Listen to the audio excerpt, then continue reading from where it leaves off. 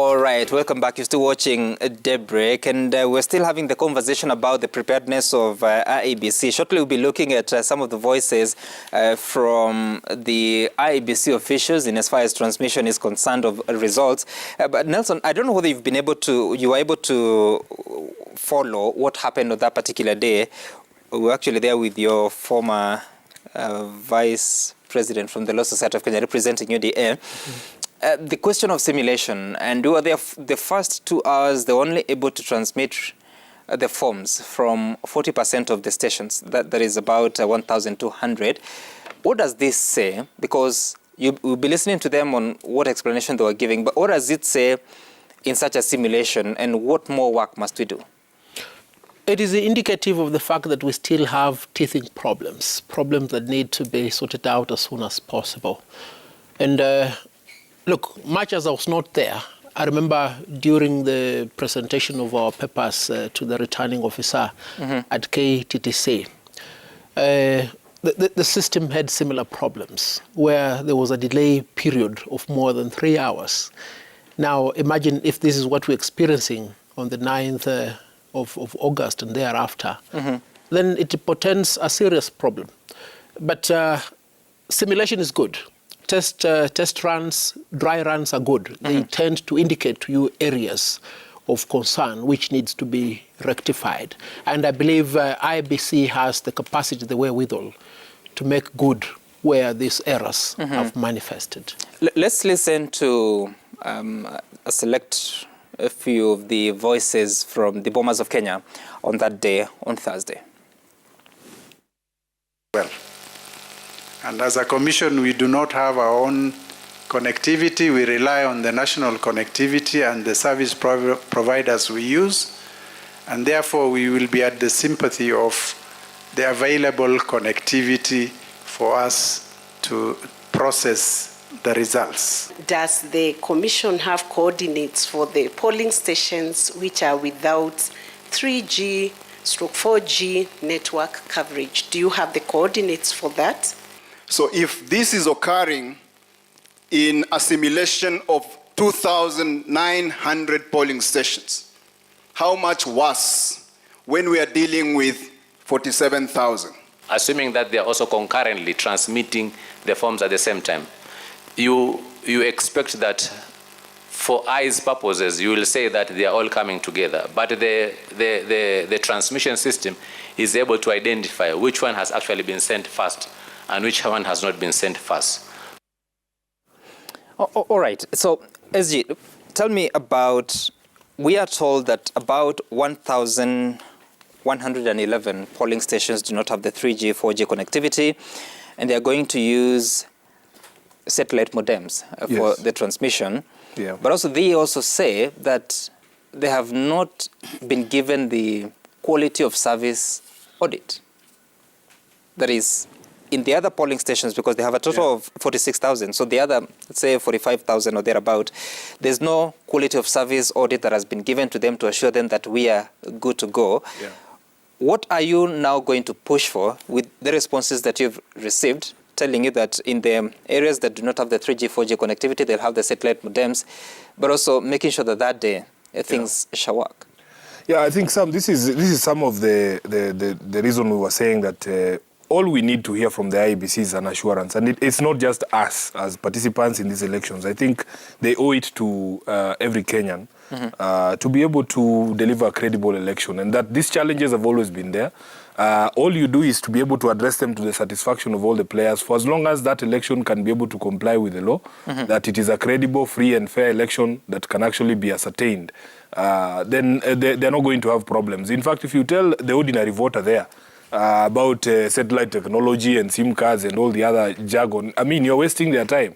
What they want to know is, are we going to be able to have verifiable results from this particular election? And it doesn't matter what technology you employ, you should be able to deliver that particular service. Even on the question of polling stations, just to revisit something that we were talking about here, there are numerous complaints, even among supporters of ODM, that even during the process of verification of their details on the register, they have found themselves having been transferred to polling stations that they didn't register or didn't intend to vote.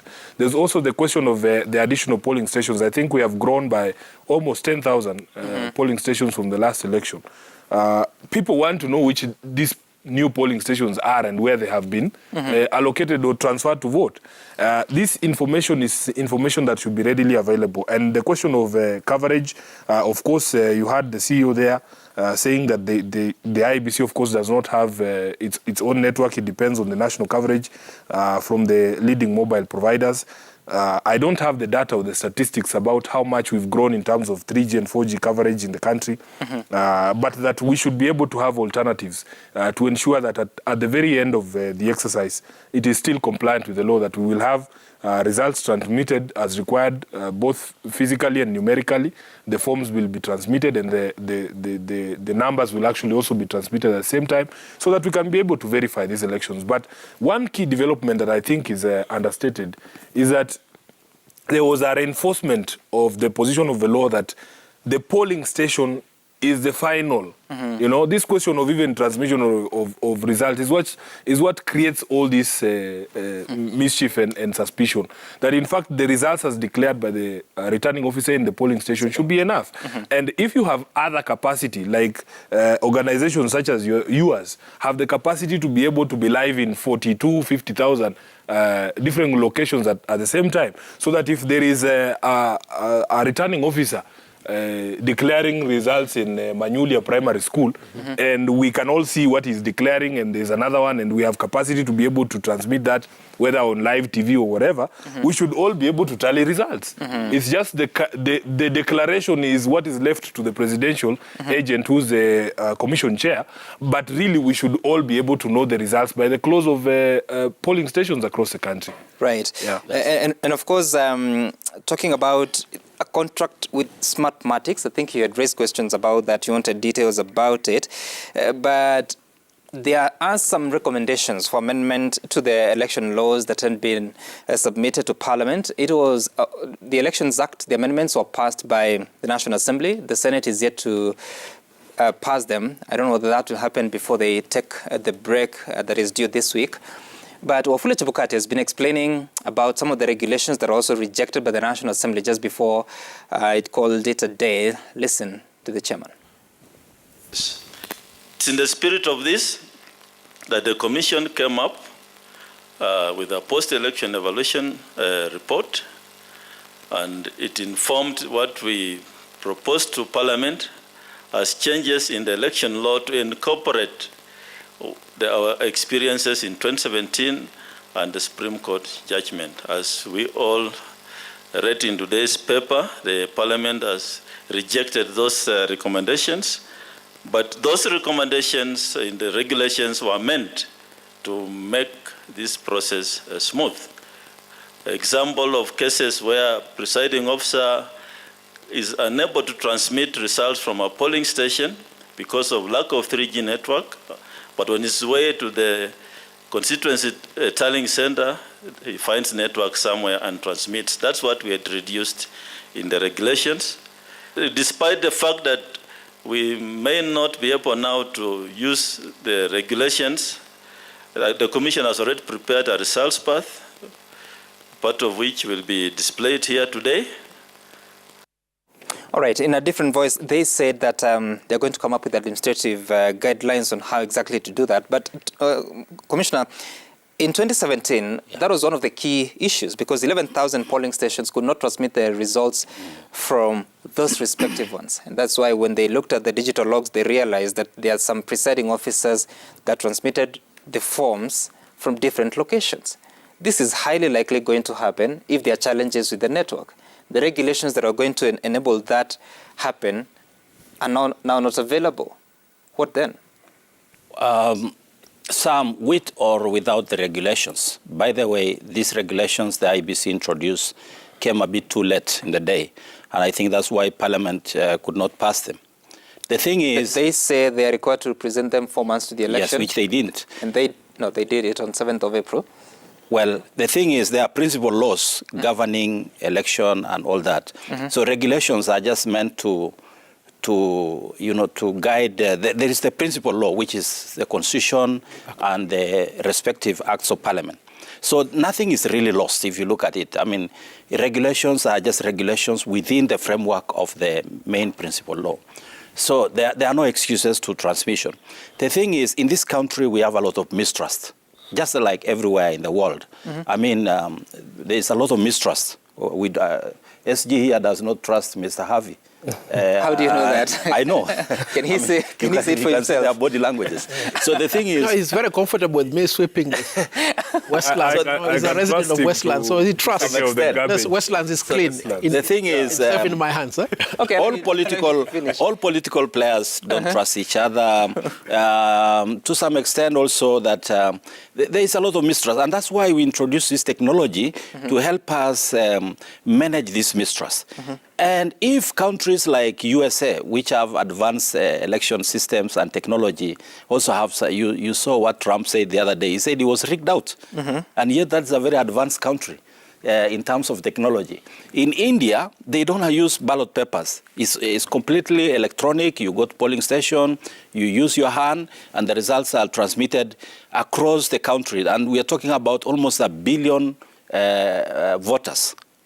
But here, we are just having 22 million. And the turnout possibly will have maybe 18 million voters. So how can we not manage?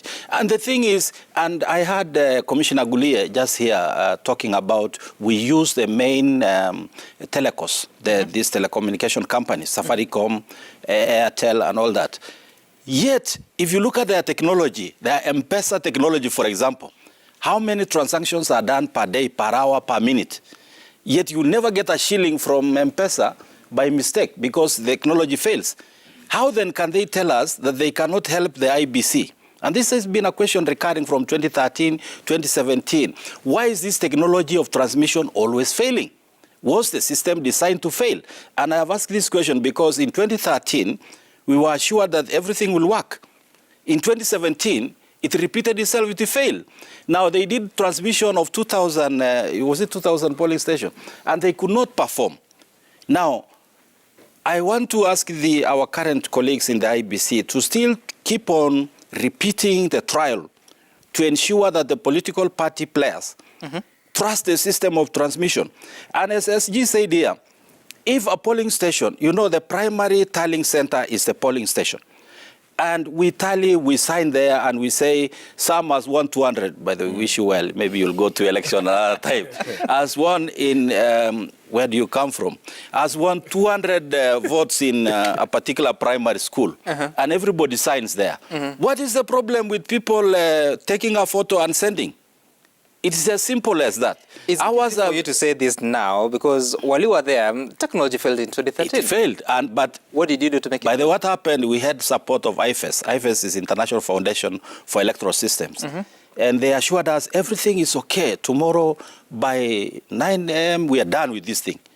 What happened, and I don't want to disclose, the guy who was helping us was on the plane running to America the following day.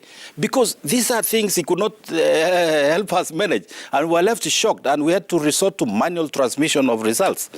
So this time we thought, 2 elections down the line, what was there the must be some problem that time? The thing just failed. It just failed. Sam, it could not perform. Let the commissioner be honest. You know, these electoral systems are made to fail to effect or to achieve a certain purpose. In 2017, it's the truth. Nobody. Now you are out of office, you can be able to be honest with Kenyans so that you help us in management of elections in future. In 2017, there was a very, serious issue of at least in 2013, the guy you're saying was supposed to help you was on a plane.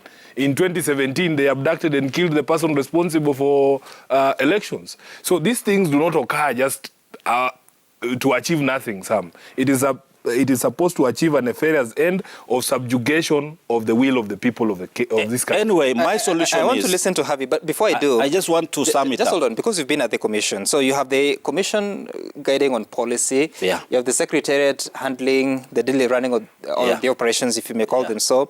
So they're also in charge of procurement, right? Yeah. So where is the gap? What happens so that you end up with, just hold on, with a contractor who is not able to deliver on the day of the election, yet you're supposed to have done the due diligence? No, you know, Sam, the transmission of results is a primary objective where the IEBC is relying on the existing telecommunication companies. And those companies now fail the IEBC in transmitting these results for reasons we don't know. And that's why I'm also saying, and I don't want to agree with our SG that the system is designed to fail. But the problem is but why can't we, all of us, look at this thing and ensure that it works? The problem is the telcos. They normally don't want to take the blame. But the truth is, IEBC relies on these existing telecommunication companies who fail to help them transmit results. Can I just ask the why commissioner? pay 4 billion shillings to Smartmatic? That's the question. The commissioner. It's not Smartmatic. That's what I'm saying. They don't deal with it. That's the contractor. Yes. But now you're blaming the telcos. The infrastructure for transmitting election result is relied on the existing telecommunication. Commissioner, so in 2017, all the results were transmitted and they ended up in a server at IEBC. When the Supreme Court directed that the IEBC should open that server, the results were already in that server. It is the IEBC that refused. It is not Safaricom that refused to transmit. The results were there. Harvey was there. He was part of the legal team. Why was it difficult for the IEBC to open the server? Now, you know him is a politician. The thing is, now that we have all these questions... Sam, I'm an elder in this panel. Is that so? So can I provide progression? Go ahead. You see, the lamentation has always been there that systems have been penetrated. And as commissioners rightfully put, if we are able to transmit money by M-Pesa to every location in this country. In the world. In the world. And as Sifuna said, the primary verification process at the polling station. Where is the problem? The problem is here, accountability. We have the Constitution there, we have the Act there. It has set out parameters upon which a free and fair election is to be evaluated. But when you hear individuals say, this time we have the system, we'll win the election. Yes. When you have individuals say, I have looked at the system, NIS reports indicate a certain individual leading. Therein lies the problem.